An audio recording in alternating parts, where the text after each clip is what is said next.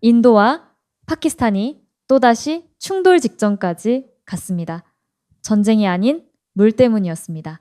2025년 국제수자원기구 총회장에서 인도 대표의 격앙된 발언이 생중계로 전 세계에 전파되며 국제사회가 발칵 뒤집혔습니다. 우리는 이미 수차례의 전쟁을 겪었습니다. 그런데 이제 물 때문에 또 싸워야 합니까? 그 말이 채 끝나기도 전 파키스탄 대표는 책상을 치며 맞받아쳤습니다. 그 물은 우리 마을을 지나 흘러나온 것입니다. 도둑질은 이제 그만하시오. 유엔 사무총장 대행은 회의장을 비공개로 전환한 후 중재자 명단을 급히 검토했습니다. 군사적 개입이 아닌 기술적 중립을 기반으로 한 해법이 필요하다는 판단 아래 뜻밖에도 한국 기술팀의 이름이 소환됐습니다. 한때 강수량 예측과 숨은 자동화 시스템 분야에서 독자 알고리즘을 개발하며 유럽과 중동의 몇몇 분쟁 지역에서 성과를 낸 한국의 기술팀이었습니다. 인도 대표와 파키스탄 대표 모두 크게 반발했지만 이후에 두 대표 모두 아무 말도 할 수 없었습니다. 이제 그 이야기를 들려드리겠습니다. 제 이름은 다비드 프리드만입니다. 스위스 출신이고 유엔 수자원 갈등국에서 기술 자문관으로 일하고 있습니다. 저는 엔지니어지만 사람들 사이에서 중립이라 불리는 기술을 다루는 게 제 일입니다. 어느 나라의 편도 들 수 없고 어느 시스템에도 감정을 담지 않아야 하죠. 제 인생이 늘 그랬습니다. 데이터로 말하고 기록으로만 판단하는 사람. 하지만 이 임무는 달랐습니다. 인도와 파키스탄의 국경지대, 그 안에 위치한 조그만 강 하나, 그곳은 제 삶 전체를 뒤흔들어 놓았습니다. 그날 새벽, 저는 국경 근처 중립지대에 도착했습니다. 마을 이름은 문서에도 제대로 표기되지 않은 곳이었고 지도엔 그저 흐릿하게 실선으로만 표기돼 있었습니다. 제가 배정받은 임시사무소는 간이 컨테이너였고 한쪽 언덕에는 인도 마을이, 맞은편 평야에는 파키스탄 마을이 자리하고 있었습니다. 그들은 서로를 보며 살았지만 단 한마디도 하지 않았습니다. 어쩌면 서로를 보고만 있는 것도 불편해 보일 정도였습니다. 강 하나를 사이에 둔 이 마을은 오랜 세월을 함께 흘러왔습니다. 하지만 지난 몇 년 사이 이 강은 흐르지 않았고 물 대신 분노가 서로를 향해 넘실거리고 있었습니다. 원인은 단순했습니다. 수자원 분배. 하지만 그 단순한 이유는 가장 복잡한 갈등을 품고 있었죠. 며칠 전 유엔이 요청한 긴급 기술 평가에 따라 저는 한국을 포함한 세 나라 기술팀과 함께 현장에 투입됐습니다. 프랑스 측은 유량 분리 펌프 기술을, 독일은 강변 관계 시스템을, 한국은 스마트 수위 센서 기반 자동 수문 제어 알고리즘을 제안했습니다. 저는 그들 모두의 시스템을 점검하고 양측 마을에 물이 어떻게 배분되고 있는지를 확인해야 했습니다. 중립이라는 이름으로 말이죠. 그런데 문제는 기술 이전의 사람이었습니다. 인도 측 마을 대표는 저를 보자마자 이렇게 말했습니다. 당신도 결국 한쪽 편을 들게 될 겁니다. 다 그렇더군요. 파키스탄 대표는 더 노골적이었죠. 우리는 감시받기 위해 사는 게 아닙니다. 물이 감시 대상이 된 순간 생명은 감옥이 됩니다. 그 말들 속에는 수십 년간 쌓인 불신이 고스란히 담겨 있었습니다. 그리고 그 불신은 제가 들고 온 태블릿과 센서, 회로도 같은 것들을 그저 또 다른 무기처럼 보이게 만들었죠. 일은 처음부터 꼬였습니다. 한국 기술팀이 제안한 자동 수위 예측 시스템의 초기 설치가 끝난 지 이틀도 되지 않아 센서가 사라졌습니다. 누군가가 설치된 장비를 뽑아 강에 던져버린 겁니다. 정확히 어느 쪽에서 그랬는지 아무도 말하지 않았습니다. 다만 파키스탄 마을에 담벼락에 이런 문구가 새겨졌을 뿐이죠. 기계는 흐름을 보지 못한다. 사람만이 갈증을 느낀다. 양국 주민들은 서로를 향한 의심을 거두지 않았고 그 의심은 곧바로 기술팀으로 향했습니다. 왜 너희는 파키스탄 쪽엔 더 많은 데이터를 수집했느냐? 왜 인도 쪽의 수문은 검토 대상에서 제외됐느냐? 그 모든 질문에 저는 시간과 일정, 동등한 비율, 측정 기준의 오차 범위 같은 말들로 답했지만 그 말들은 종이장처럼 가벼웠습니다. 여기선 숫자보다 감정이 기술보다 기억이 더 무거웠으니까요. 갈등은 기술보다 훨씬 빠르게 퍼져나갔습니다. 그건 물처럼 흐르지 않았고 불처럼 번졌습니다. 다음날 양국 대표단은 예정에 없던 긴급회의를 소집했습니다. 장소는 저희 중립기술관측소 한켠 낡은 회의용 컨테이너였죠. 한국 기술팀, 독일 설계팀, 프랑스 관계조정단, 그리고 저까지 각국의 중립기술 관계자들이 자리를 잡자 인도 측 대표가 의자를 밀며 입을 열었습니다. 우리는 더 이상 이 시스템을 신뢰하지 못합니다. 특히 한국팀, 당신들의 알고리즘은 중립이 아닙니다. 순간 회의실이 고요해졌습니다. 그리고 그 침묵을 깨듯 파키스탄 대표도 말을 보탰죠. 예측, 조정 다 좋은 말입니다. 그런데 왜 우리가 받은 물은 점점 줄어들고 있죠? 누구를 위한 알고리즘입니까? 그들의 비난은 수치를 근거로 하지 않았습니다. 데이터가 아닌 체감의 언어였죠. 우리 밭은 말라가고 있고 저쪽엔 여전히 물이 흐르고 있다는 식의 아주 인간적인 그리고 어쩌면 가장 본질적인 비판이었습니다. 한국기술팀의 책임자 박 선생님은 조용히 일어나 한 장의 그래프를 꺼내 보였습니다.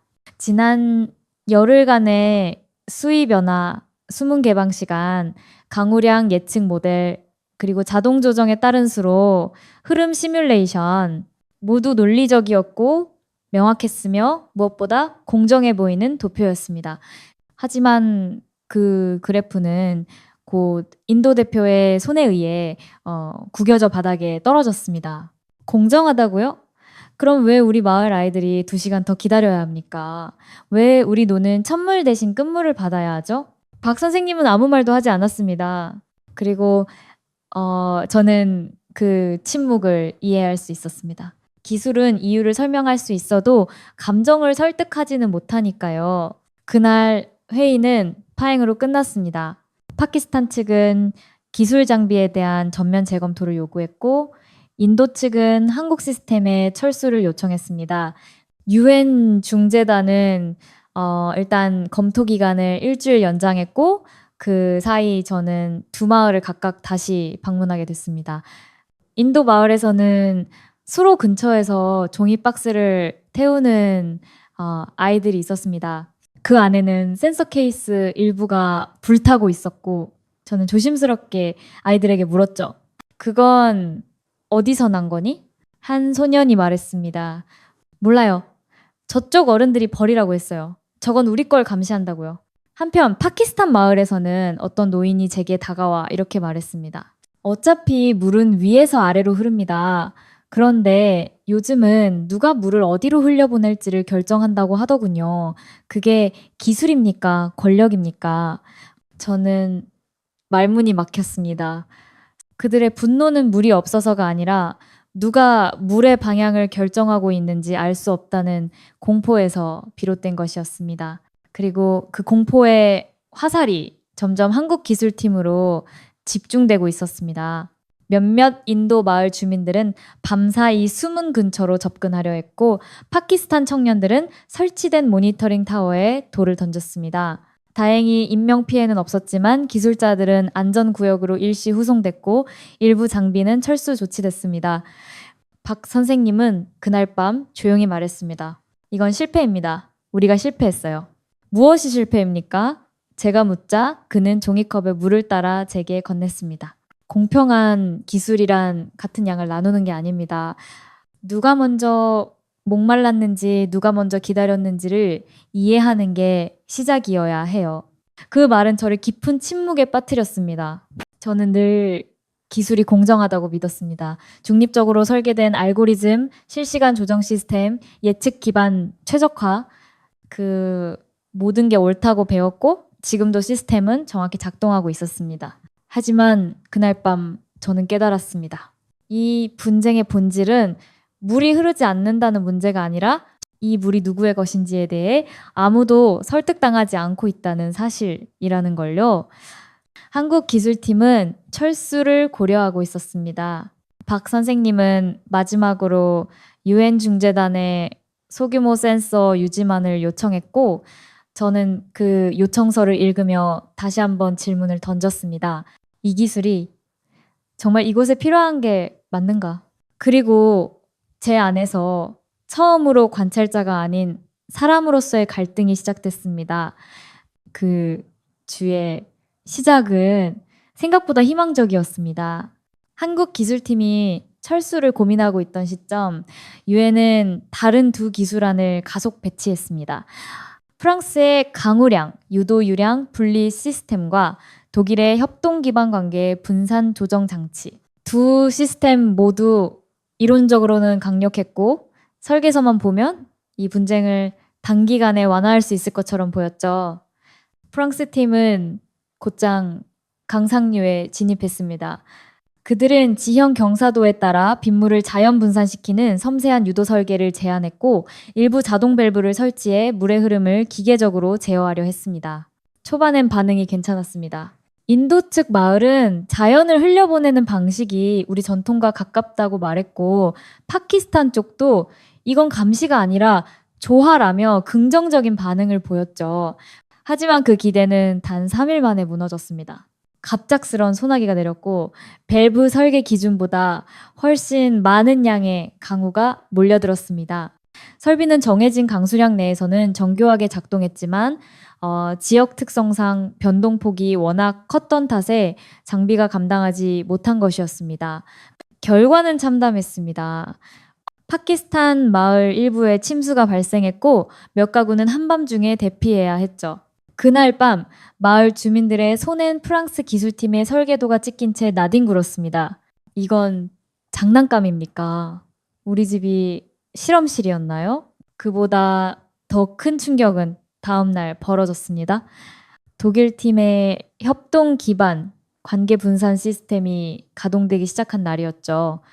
이 시스템은 마을 주민들이 각자 QR코드 기반의 펌프를 관리하고 공동 협약에 따라 물의 양을 나눠 쓰는 구조였습니다. 독일 측은 이 방식이 민주적 조정의 표본이라고 자신했지만 현실은 전혀 달랐습니다. 왜 우리 펌프엔 물이 더 적게 나와요? 내 코드가 먼저인데 저쪽이 먼저 작동되면 어떡하죠? 누가 이걸 통제하나요? 결국 누군가는 총을 쥐고 있는 거잖아요. 처음엔 조용한 불만이었지만 이틀 뒤 파키스탄 마을의 한 주민이 인도 측 펌프에 돌을 던지면서 상황은 급격히 악화됐습니다. 심지어 어떤 주민은 펌프 작동 알고리즘을 조작했다고 주장했고 주민 간 싸움으로 번지기까지 했습니다. 독일 기술팀은 결국 사과문을 내고 철수했고 프랑스는 장비를 회수하며 기술은 실험이 아니라 예측 가능한 조건 위에 작동해야 한다는 말을 남겼습니다. 프랑스와 독일 기술팀이 철수한 뒤 현장은 마치 장비들을 다 치운 야전처럼 썰렁해졌습니다. 마을 사람들은 더 이상 회의장에 나오지 않았고 중재단은 공식 회의도 무기한 중단을 선언했죠. 강은 여전히 흐르고 있었지만 누구도 그 흐름을 믿지 않았습니다. 그 무렵 UN 중재단은 마지막 카드처럼 한국 기술팀에 연락을 취했습니다. 공식적으로는 한시적 기술 검증이란 이름이었지만 사실상 이런 의미였습니다. 당신들의 기술은 아직 완전한 실패로 기록되지 않았다. 단, 다시 실패하면 이번 분쟁은 기술 개입 종료로 간주하겠다. 저는 이 절충안을 반대하지 않았습니다. 적어도 박 선생님은 아직 떠날 준비가 되지 않은 눈빛을 하고 있었거든요. 한국팀은 전면 시스템이 아닌 아주 기본적인 모델만 다시 가동했습니다. 수위 센서 3개, 유속 측정기 2개, 그리고 태양광 패널 기반 수동 제어기. 딱 그 정도였죠. 기술이 아니라 말을 걸 수 있는 장비만 남긴 겁니다. 박 선생님의 말이었습니다. 장비는 생각보다 빠르게 반응했습니다. 이틀 뒤, 소량이지만 예측에 따라 수문이 자동 개방됐고 양쪽 마을에서 거의 동시에 수로로 물이 흘러들었습니다. 처음으로 누가 먼저 받았느냐는 말보다 지금 흐르고 있다는 말이 먼저 나왔던 순간이었습니다. 저는 회의장 구석에 앉아 그 모습을 지켜봤습니다. 네, 인도 측 대표가 자리에서 일어나 조용히 박 선생님에게 다가갔고 이렇게 말했습니다. 이건 어떻게 된 겁니까? 센서가 보여준 흐름 그대로 작동했습니다. 인위적 조정은 없습니다. 그 짧은 대화 뒤 대표는 회의장을 빠져나갔습니다. 말없이요. 다음 날 파키스탄 측 대표 역시 장비 앞에 섰습니다. 이 장치는 어느 편의 명령을 듣습니까? 박 선생님은 고개를 저었습니다. 편이 없습니다. 다만 어느 쪽이 먼저 비를 맞았는지는 기록됩니다. 그 말에 대표는 아무 말 없이 고개를 끄덕였습니다. 그리고 저는 그 짧은 침묵에서 처음으로 기술에 대한 믿음 같은 거를 본 것 같았습니다. 하지만 그 믿음은 오래가지 못했습니다. 사흘 후 중립 관측 보고서 초안이 유출됐습니다. 거기엔 초기 데이터 입력 기준이 한국 측 내부 테스트 환경을 기준으로 했다는 문장이 포함되어 있었고, 인도 마을에서는 곧바로 조작이라는 단어가 퍼져나갔습니다. 회의장엔 다시 긴장이 감돌았습니다. 인도 대표는 서류를 집어들고 크게 외쳤습니다. 결국 이 시스템도 어느 한쪽의 관점을 먼저 입력한 거 아닙니까? 우리는 다른 나라의 공정한 척하는 감시에 지쳤습니다. 그날 회의는 다시 중단됐고 한국 팀은 또다시 숙소로 철수했습니다. 박 선생님은 제게 말했습니다. 그 입력 기준은 실수였을 겁니다. 하지만 설명해도 이해받을 수 없다는 걸 이제는 압니다. 파키스탄 측도 더는 질문하지 않았습니다. 그저 장비를 보며 침묵했을 뿐이었죠. 기술은 정확했고 물은 다시 흘렀지만 사람들의 마음은 아직 멈춰 있었습니다. 저는 그날 저녁 보고서를 작성하다가 처음으로 문장을 멈췄습니다. 그리고 조용히 스스로에게 물었죠. 이곳엔 정말 물보다 기술보다 앞서야 할 무언가가 필요한 건 아닐까. 그리고 그게 무엇인지 아직 저는 모르고 있었습니다. 갈등은 줄어들지 않았습니다. 침묵 속에서도 눈빛은 여전히 날카로웠고 회의장은 더 이상 아무 말도 하지 않는 사람들로 채워져 있었습니다. 저는 매일같이 똑같은 루틴을 반복했습니다.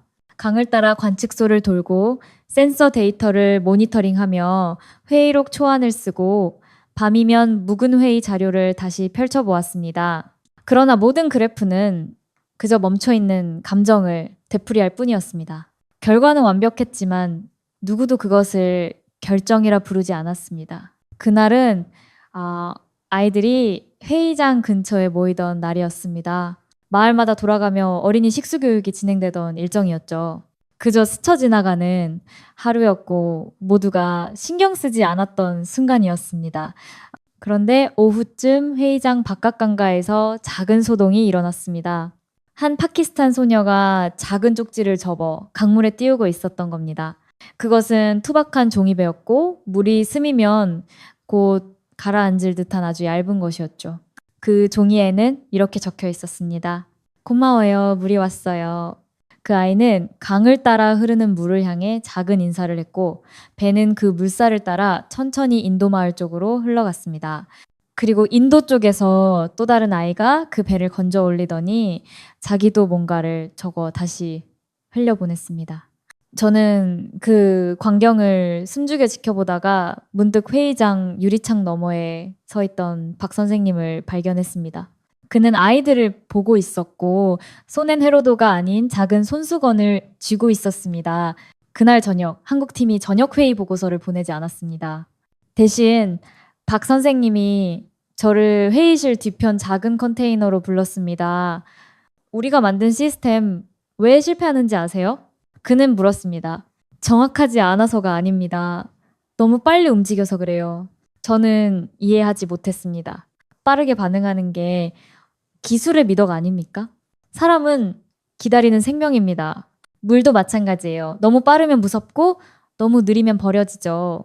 우리는 그 기다림을 기록하는 구조를 만든 겁니다. 그는 제게 초기 설계 파일을 보여줬습니다. 그곳에는 단순한 센서 수치 외에도 이런 항목이 들어있었습니다. 마지막 수문 요청 시간, 요청 후 응답까지의 평균 대기, 각 마을의 우선순위, 교대 시간. 이건 사람이 설계한 심리적 대기 곡선이네요. 네. 우리는 균형을 맞추는 게 아니라 기다리는 감정을 존중하려 했습니다. 누가 오래 기다렸는지, 누가 먼저 포기했는지, 그걸 기록해주는 시스템이죠. 그 말은 그 어떤 공식보다 강하게 다가왔습니다. 기술은 결국 사람을 설득할 수 없다고 믿었던 저에게 사람의 마음을 설계에 담는 것이 가능하다는 걸 처음 보여준 말이었습니다. 그리고 저는 그날 밤 회의록 대신 이런 문장을 남겼습니다. 이 시스템은 수치를 나누지 않는다. 기억을 나눈다. 물의 흐름이 아니라 기다림의 질서를 기록하는 기술이다. 다음 날 아침, 저는 파키스탄 마을 대표와 함께 강가로 향했습니다. 아이들이 종이배를 띄우고 있었고 대표는 말없이 그것을 바라보다가 조용히 박 선생님에게 고개를 숙였습니다. 그 순간 저는 깨달았습니다. 신뢰는 성능으로 쌓는 게 아니라 아이들이 먼저 느낄 수 있을 만큼 느리게 다가가야 쌓이는 것이라는 걸요. 아이들이 종이배를 띄운 그날 이후 마을 분위기는 달라졌습니다. 매일 아침 수문이 열리는 시간에 맞춰 양국 아이들이 함께 강가로 나와 종이배를 띄우는 장면이 반복됐고 주민들 사이에서도 조심스럽게 어제는 괜찮았더라는 말이 오가기 시작했죠. 한국 기술팀은 센서와 수문을 최소한으로 유지하며 느린 조정을 지속했고 마을 주민들도 처음으로 예측 시간표를 자발적으로 수용하기 시작했습니다. 우리가 만든 보고서엔 드디어 수동 개입 없는 이틀 연속 균형 분배라는 문장이 등장했죠. 그런데 바로 그때 예상하지 못한 소식이 날아들었습니다. UN 본부로부터 기술 개입 전면 중단 검토 요청이 내려온 겁니다. 이유는 명확하지 않았습니다. 기술의 중립성에 대한 국제적 논란, 한국 시스템의 독점적 영향력 우려, 일부 이해 당사국의 이해 제기. 그 보고서를 처음 읽었을 때 저는 그냥 헛웃음이 나왔습니다. 지금 이곳에서 기술이 만들어낸 유일한 움직임은 흐르는 물이었고 그 물이 누군가에게 감사를 받았다는 사실 외에는 어떤 권력도 작동한 적이 없었습니다. 그러나 언론은 달랐습니다. 국제 주요 매체들은 마치 한국 시스템이 일방적으로 수자원 흐름을 통제한 것처럼 보도했고 일부 정치인들은 기술을 통한 영향력 확대라는 말을 꺼내기 시작했죠. 특히 한 유럽 의원의 비공식 회의 발언이 회자됐습니다. 인도 파키스탄 분쟁은 예민한 사안이다. 특정 기술이 이 지역의 흐름을 좌우하는 건 심각한 정치적 오해를 불러올 수 있다. 그 발언은 곧 전 세계적인 회의 분위기를 바꿔버렸습니다. 본부는 현장팀의 지속 가능성 평가를 명령했고 중재단은 모든 장비의 일시 중단을 검토하기 시작했습니다. 회의실에 모인 우리 모두는 침묵했습니다. 심지어 박 선생님도 그날만큼은 아무 말이 없었죠. 그저 조용히 노트북을 닫고 이렇게 말했습니다. 아무리 공정한 흐름이라도 밖에서 보면 방향처럼 보일 수 있겠죠. 그 말에 저는 왠지 모를 서러움을 느꼈습니다. 여기서 이 기술은 누구의 편도 들지 않았습니다. 오히려 가장 마지막까지 누구의 입장도 강요하지 않았던 존재였죠. 그런데도 그 기술이 의심이라는 이름 아래 평가받고 있다는 현실이 도무지 받아들여지지 않았습니다. 며칠 뒤 유엔은 기술평가단 파견을 공식 발표했습니다. 그들은 실효성뿐만 아니라 문화적 적합성과 기술 신뢰성의 정서적 영향까지 검토하겠다고 했죠. 그 발표문을 읽으며 저는 처음으로 제 손가락이 떨리는 걸 느꼈습니다. 분석이 아니라 분노였습니다. 그날 밤 박 선생님이 제게 물었습니다. 우리가 여기서 물을 흘린 게 아니었나요? 제가 대답했습니다. 사람들은 기억합니다. 다만 밖에서 본 사람들은 그 물을 본 적이 없을 뿐이에요. 그 기술이 다시 멈춰야 한다면 저는 더 이상 중립 관찰자가 아닌 이 흐름을 목격한 증언자로 남아야겠다고 그날 결심했습니다. 평가단이 도착하기 이틀 전 한국 기술팀의 박 선생님이 저를 컨테이너 뒤편 작은 휴게실로 불렀습니다. 그곳은 기술 도면과 테스트 장비, 해지된 회의 기록들로 어지럽혀져 있었지만 이상하게도 그날은 작은 찻잔 2개가 책상에 놓여 있었죠.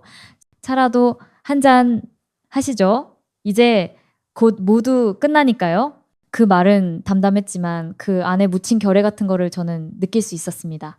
저는 조용히 자리에 앉았고 박 선생님은 노트북을 켠 채 말없이 하나의 문서를 열었습니다. 그 제목은 아주 단순했습니다. 기다림을 위한 구조 아프리카 분지 실패 회고. 그 문서는 8년 전 박 선생님이 동아프리카의 한 마을에서 자동급수 시스템 설계를 맡았던 기록이었습니다. 그는 당시 최신 기법을 도입해 수위 조절 장치를 자동화했고 각 농가에 최정량의 물을 공급하는 알고리즘을 적용했습니다. 결과는 기술적으로 완벽했습니다. 하지만 2달 뒤 마을은 수로를 막아버렸고 모든 장비는 폐기됐습니다.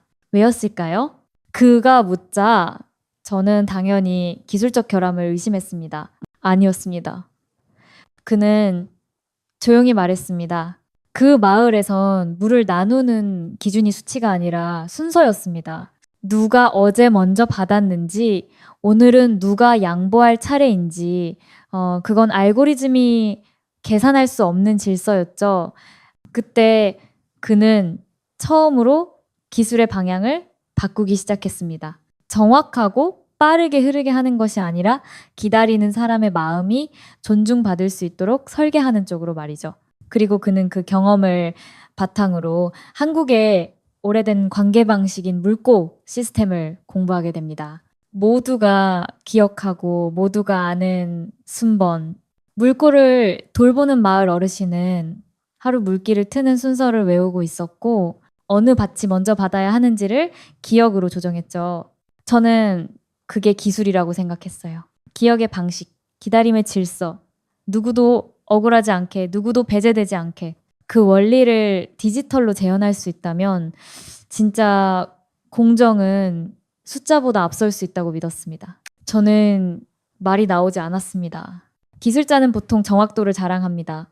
하지만 박 선생님은 오차를 받아들이는 설계를 만든 사람이었습니다. 그 순간 저는 그 기술이 왜 이곳에서 이해되기 시작했는지를 비로소 깨달았습니다. 이 강을 사이에 둔 2 마을은 너무 오랫동안 먼저 가졌던 기억과 계속 빼앗겼던 감정이 뒤엉켜 있었고 박 선생님의 기술은 그 복잡한 기억의 흐름을 기다림이라는 시간으로 정리하려 했던 것이었습니다. 다비드 씨, 이건 성능 문제가 아닙니다. 문화의 문제고 마음의 문제예요. 우리는 공정하게 나누는 기술이 아니라 서로가 기다릴 수 있는 이유를 만들어주는 시스템을 만든 겁니다. 그 말은 제 안에 오랫동안 있었던 중립이라는 껍질을 조용히 깨뜨렸습니다. 저는 기술 관찰자였습니다. 늘 판단하지 않고 느끼지 않고 기록만 했죠. 하지만 지금 이 시스템 앞에서 저는 단순한 관찰자가 될 수 없었습니다. 사람은 흐름을 기다리고 기술은 그 기다림을 기억해야 한다. 그 문장은 그날 제 보고서의 첫 문장이 되었습니다. 평가단이 도착한 날 아침, 한국 기술팀은 이미 철수 준비를 마친 상태였습니다. 장비 일부는 포장되어 있었고 컨테이너 안엔 짐 가방 몇 개와 접힌 접이식 책상만 남아 있었죠. 박 선생님은 마지막으로 센서 설정 값을 다시 확인하고 있었고 다른 팀원들도 조용히 이별 준비를 하고 있었습니다. 그 누구도 이 기술이 유지될 것이라 믿지 않았습니다. 보고서엔 여전히 기술적 중립성 확보 미비, 사회문화적 민감성 고려 부족 같은 단어들이 등장했고 언론은 한국 시스템을 공공 갈등에 개입한 편향적 도구라 지적하기도 했습니다. 하지만 이상하게도 마을 사람들은 더 이상 그 기술을 경계하지 않았습니다. 인도 대표는 컨테이너 앞에 작은 병 하나를 두고 갔습니다. 그 안엔 마을 우물에서 직접 기른 물이 담겨 있었고 병에는 이렇게 적혀 있었습니다. 어제 우리 아이가 처음 이 물을 마셨습니다. 파키스탄 마을에서는 한 소년이 장비 철수 차량을 향해 쪽지를 던졌습니다. 그 종이엔 한 단어만 적혀 있었습니다. 기억할게요. 그날 밤 한국팀은 공식 작별 인사를 생략한 채 조용히 사라졌습니다. 어느 누구도 자신들의 회사 이름을 말하지 않았고 시스템의 공식 명칭도 남기지 않았습니다. 우린 누가 만든 것인지 보다 어떻게 흘렀는지만 남기고 갑니다. 박 선생님의 마지막 말이었습니다. 며칠 뒤 저는 평가단 회의에서 시스템 철회를 통보받았습니다. 공식 이유는 정치적 합의 미도달. 그러나 현장에 남겨진 사람들은 알고 있었습니다. 그 시스템이 유일하게 두 마을에 동시에 물을 흐르게 한 기술이었다는 것을요. 그리고 이상한 일이 벌어졌습니다. 그 시스템이 철수된 후에도 마을 사람들은 이전의 방식대로 물꼬를 나누기 시작했습니다. 교대로 수문을 열고 센서가 없어도 흐름을 조율하기 시작한 겁니다. 아이들은 여전히 강가에 종이배를 띄웠고 그 종이배엔 이제 누가 먼저 받았는지를 묻는 대신 오늘도 같이 흘렀어요 라는 문장이 적혀 있었습니다. 이름 없는 기술, 기억되지 않는 브랜드. 그러나 분명히 사람들 사이에 흐름을 만들어준 존재. 그건 어쩌면 기술이 사람을 위한 진짜 방식일지도 모릅니다. 그리고 저는 이제 그것을 기술이 남기는 가장 긴 여운이라 부르기로 했습니다. 그들이 떠난 뒤에도 물은 흘렀습니다. 센서도 알고리즘도 숨은 모터도 없었지만 마을 사람들은 그날의 흐름을 기억 속에서 재현해내기 시작했습니다. 그건 단순한 모방이 아니었습니다. 그건 기다림을 존중하는 방식이 사람들 안에 남았다는 증거였습니다. 그 후 몇 달 동안 이곳은 다시 UN 보고서의 제목에 오르내렸습니다. 하지만 이번엔 분쟁 지역이 아닌 현장 기반 협동 기술의 성공 사례로 언급됐죠. 국제 환경 개발 포럼에선 물의 기억이라는 주제로 한 작은 영상이 상영됐습니다. 그 영상엔 강가에서 종이배를 띄우던 아이들의 모습이 담겨 있었고 배 위에는 이렇게 적힌 쪽지가 실려 있었습니다. 오늘도 같이 흘렀어요. 영상은 순식간에 전 세계 SNS로 퍼져나갔고 교육 포럼에서는 초등학교 수업 사례로 소개되기도 했습니다. 기술이란 무엇인가? 라는 질문에 한 교사가 이렇게 말했죠. 기술은 작동하는 것이 아니라 기억되도록 설계된 것입니다. 그 후 UN 개발계획국은 아프리카 일부 지역의 관계 시스템을 재설계하면서 기다림 기반 흐름 알고리즘을 시범 도입했습니다. 중남미의 한 농촌 공동체에서도 한국식 수문 구조를 복원했으며 그 기반 알고리즘은 이름 없는 코드로 불리며 다양한 버전으로 변형됐죠. 누구도 그 기술을 만든 사람의 이름을 몰랐고 심지어 한국이라는 단어조차 희미해졌지만 기다리는 사람의 마음을 담은 방식만은 뚜렷하게 남아 있었습니다.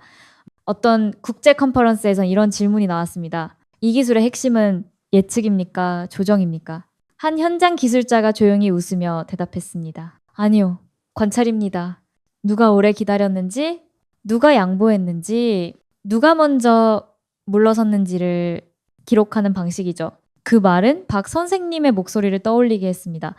그는 아무것도 주장하지 않았고 어떤 공로도 드러내지 않았습니다. 그러나 이제 그가 설계한 흐름은 세계 곳곳에서 사람들의 손에 의해 유지되고 있었습니다. 그리고 저는 다시 그 강가를 찾았습니다. 종이배를 띄우던 그 자리, 지금은 작은 정자가 세워져 있었고 그곳엔 이렇게 적힌 문구 하나가 걸려 있었습니다. 이 물은 누군가의 기다림으로 흐릅니다. 저는 가만히 앉아 그 문장을 바라보며 생각했습니다. 이름 없는 기술이 어떻게 이렇게 오래 남을 수 있었을까? 그리고 다시 깨달았습니다. 이 흐름은 기술이 만든 것이 아니라 사람들이 그 흐름을 믿기로 결심했기 때문에 지금도 계속 흘러가고 있는 거라고요. 그 프로젝트가 끝난 뒤 UN 중재단은 조용히 평가 보고서를 마무리했습니다. 그리고 그 보고서의 마지막 페이지에는 뜻밖의 문장이 적혀 있었습니다. 한국 기술팀의 숨은 시스템은 유일하게 사람의 흐름을 우선으로 두었다. 이 문장을 처음 읽었을 때 저는 고개를 들지 못했습니다. 기술의 언어로만 세상을 바라보던 저에게 그 시스템은 사람의 감정과 시간을 기록하는 기술이었기 때문입니다. 인도와 파키스탄 양측 마을은 이후 처음으로 공동 수문 운영 합의서를 체결했습니다. 거기엔 법률 문구도 수치 기준도 없었습니다. 단지 기다린 순서대로 흐르게 한다는 원칙이 적혀 있었죠. 그리고 그 원칙 아래 기다리는 자를 위한 구조를 설계했던 한국기술팀이 명시적으로 언급됐습니다. 이 시스템은 우리를 조정하지 않았습니다. 우리를 대신하지도 않았습니다. 다만 우리가 서로를 기다릴 수 있도록 만들어졌습니다. 그것이 마을 대표들이 한국기술팀에 보낸 감사 서한에 적힌 문장이었습니다. 그리고 그날 이후 UN 내부에서도 기술에 대한 논의가 달라지기 시작했습니다. 정확성, 속도, 비용이 아닌 사람 중심 설계라는 개념이 처음으로 공식 용어로 채택됐습니다. 기술의 목적이 아니라 철학을 논의하는 자리마다 한국기술팀의 사례는 빠짐없이 회자됐습니다. 어느 회의에선 이런 말도 나왔습니다. 우리는 그동안 기술을 무기를 가진 중립자라 생각했다. 하지만 한국팀은 기술을 기다리는 사람의 기록자로 만들었다. 그 말은 제게는 너무도 정확하게 박 선생님을 떠올리게 했습니다. 그는 한 번도 기술이 뛰어나다고 말하지 않았습니다. 대신 늘 이렇게 말했죠. 사람은 흐름을 기다립니다. 기술은 그 기다림을 기억하는 구조여야 합니다. 이제는 전 세계 곳곳에서 그 기다림 알고리즘이 다양한 방식으로 변형되어 사용되고 있습니다. 그리고 대부분의 설계 보고서 맨 마지막에는 한 줄 문장이 반복되고 있죠. 이 시스템은 한국기술팀의 철학에서 출발하였다. 그 이름이 제품명으로는 남지 않았을지 몰라도 그 철학은 흐름이 닿는 곳마다 살아남았습니다. 저는 퇴임을 앞두고 마지막 보고서를 쓸 때 서문에 이렇게 적었습니다. 기술은 사람을 이기지 않는다. 그러나 사람을 살리기 위해 만들어진 기술은 언제나 가장 오래 기억된다. 한국이 보여준 그 증거를 나는 현장에서 목격했다. 그리고 그것이 기술보다 더 오래 남을 진짜 신뢰의 이름이라는 걸 저는 지금도 믿고 있습니다. 저는 지금 제 책상 위에 종이배 하나를 올려두고 이 글을 씁니다. 그건 어느 날 파키스탄과 인도 아이들이 강가에서 띄운 종이배 중 하나였습니다. 햇빛에 바랜 종이 위엔 글씨가 거의 지워졌지만 아직 희미하게 남아있는 글자가 하나 있습니다. 기다릴게요.